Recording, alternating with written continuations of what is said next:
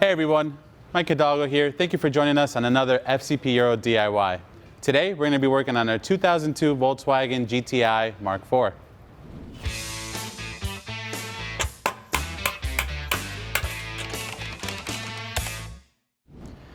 Today we're going to be covering how to replace the rear brakes on your Mark IV.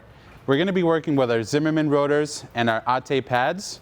What's cool about this package is that you get your zinc-coated rotors, you get your Atte pad, and the Atte pads also include new hardware for the calipers. So they have thread locker on them already, so it's a really nice replacement.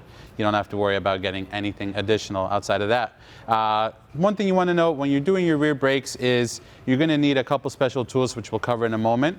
But you also want to inspect them before doing this job, just like any other brake job. You want to take a look at how much life is left on your pads. You want to take a look and see if your rotors are either warping or if they have a lip to them. A way you can check that is visually.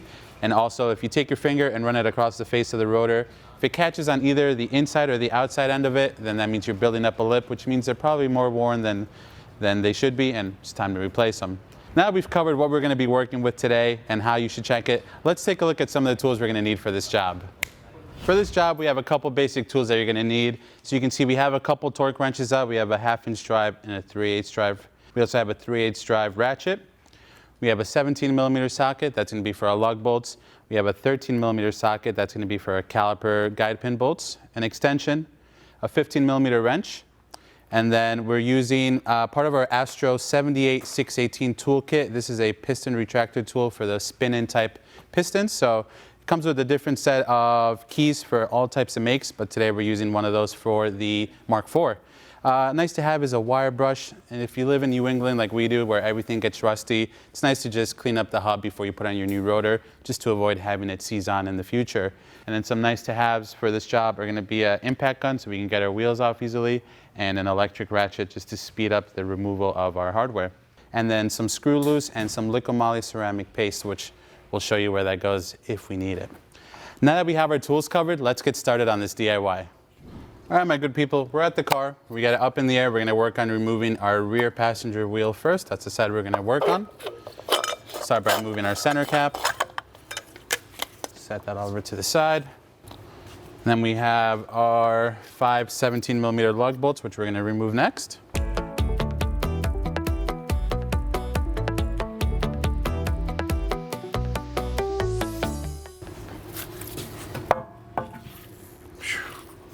With the wheel off, our next move is going to be working on getting our 13mm bolts off of our guide pin so we can get our caliper off. So let's get started with that. All right, we're going to start by removing our two 13mm guide pin bolts. Once you break these free, you'll notice the inside starts to spin. That's where you're going to need your 15mm wrench to counter hold.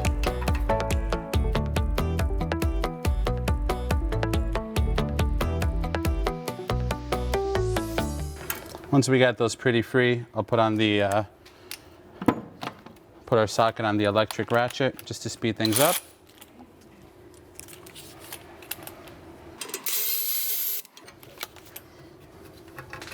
And our pads come with new hardware, so we can discard these.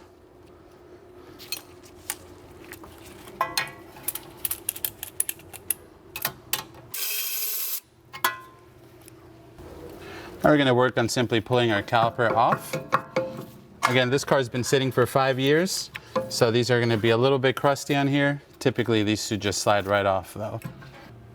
Now typically, this rotor would be held in place with a set screw. If you saw our front brake video, you noticed that they were missing on the front. Same deal on the back. Someone stripped them out in the past.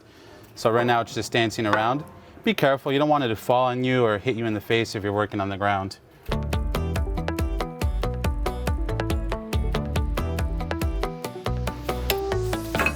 Cool. Now these we can just let off to the side. You have your parking brake cable as well as your soft line going to them. They kind of just sit in place, so we'll leave that there and pull off our old pads. You simply pop off. Then from there you would have wanted to remove your set screw. Again, these are missing, so we're going to proceed. And what's cool about the Mark IV is that you do not have to remove the carrier bolts for the bracket. You can just simply sneak them out like so. Let's clean up this hub and get ready for the install of our new rotor. Before I proceed, I'm gonna grab some penetrant and I'm just gonna spray some in between the seal and the piston. This car's been sitting for a long time. It's gonna need all the help it can to let these spin freely when we push them back into the caliper. So just a couple spritz and we'll let that sit while we work on cleaning up our hub.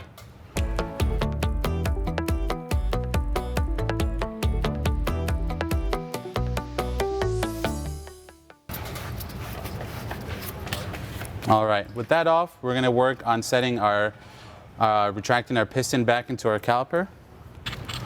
So what you're essentially doing is you're taking your Astro tool, and it comes with different sets of plates. For this car, we need number 7, and it's gonna have 2 little notches that key into 2 of the notches in that piston.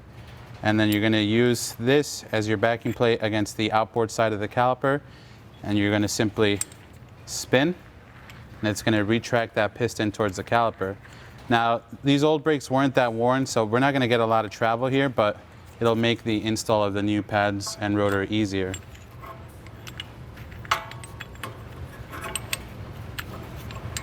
So I'm going to key that in. I'm going to rotate this out so that our backing plate is up against the outboard side of the caliper. And then from there, you're going to want to twist clockwise. This one's a little stuck from sitting for so long.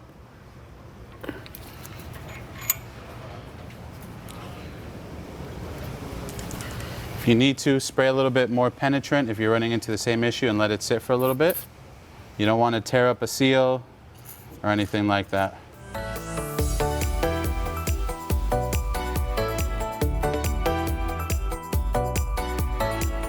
All right, we've let that sit for a little bit. We're going to try and free it up. We may not get much more out of it since these old brakes were not really worn at all, but it's worth a try. If you have to work it back and forth, you can.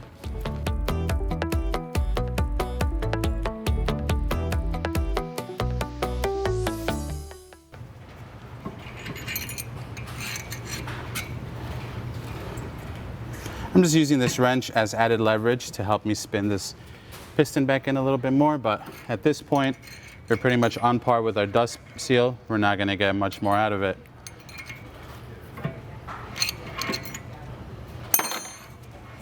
Now we can back this off, pull that off, clean up our area, and get our new pads in here and our new rotor. I'm going to put a little bit of liquid moly ceramic paste on the hub so that our new rotors don't corrode to the hub.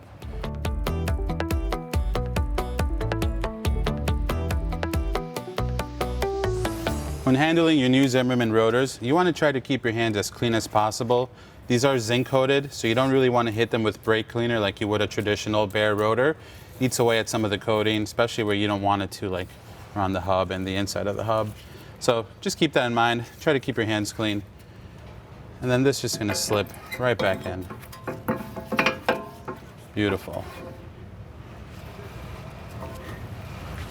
To make my life easier, I'm just going to thread a lug bolt in here since we're missing our set screw, just so that the rotor doesn't dance around on me too much. That's all we need. Now we can go ahead and reinstall our new brake pads. You want to make sure that these metal clips are still on your caliper carrier. And they're simply going to key in like that. For the Mark IVs, the inboard and outboard pads are identical, so don't worry about mixing them up. There's also no sensors on either end, so it makes life a little bit easier. With our 2 pads situated, we're going to slide our caliper over. You want to make sure that your guide pins are pushed in as far in as possible. And you want to grab your new 13mm hardware and have it handy. Also note that these 2 springs are going to sit inside of either end of the caliper here, so that way they don't dance around inside. They're almost like an anti-rattle clip, but built into the pad.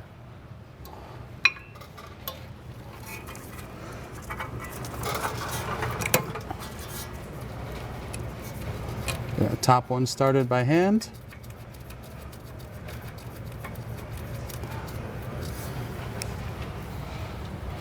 And then same thing with the bottom one.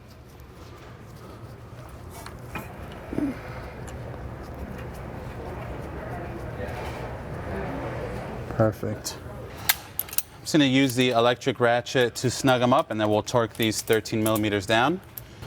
Now you'll notice if you're going to use a 15 millimeter wrench to counterhold, you don't want to put the head in all the way.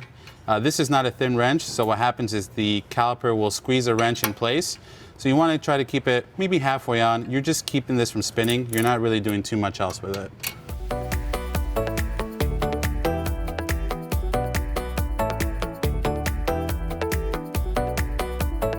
All right, that's snug enough. And then we're going to torque them down to 26 foot-pounds. Again, that's 26 foot-pounds, 13 millimeter socket, 15 millimeter counterhold.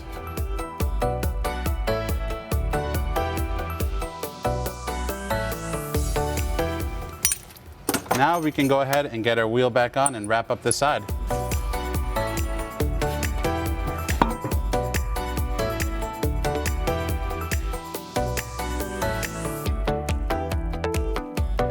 Again, you're going to torque your lug bolts down to 88 foot-pounds.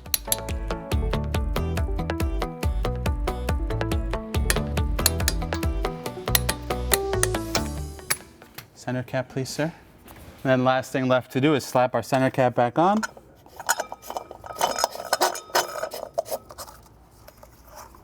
Beautiful. And there you have it, my good people, another DIY in the books. You're going to want to repeat the same process on the other side of the vehicle. They're going to be completely identical. No wear sensors to worry about on this Mark IV in the rear. If you like this video, please be sure to give it a thumbs up. If you have any questions or comments on what we did today, leave those in the comment box below. And if you like this DIY and you want to see more like them, please consider subscribing. We make new ones all the time. As always, thank you for watching. We'll catch you in the next one.